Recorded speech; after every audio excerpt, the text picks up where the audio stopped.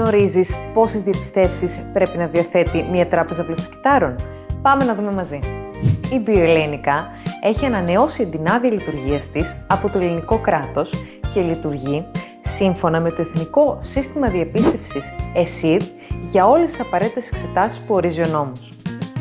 Είναι διαπιστευμένη από το 2010 με την AAPP, δηλαδή την Αμερικάνικη Ένωση Τραπεζών Αίματος για Βιοθεραπείες.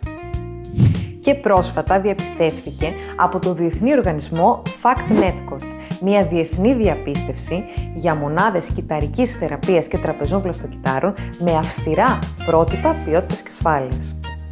Η άριστη εξυπηρέτηση και οι ποιοτικές υπηρεσίες είναι η προτεραιότητά μας. Από την ίδρυσή της η Bioellenica εργάζεται σκληρά για τη διατήρηση και την ανανέωση όλων των πιστοποιήσεων και των διαπιστεύσεων.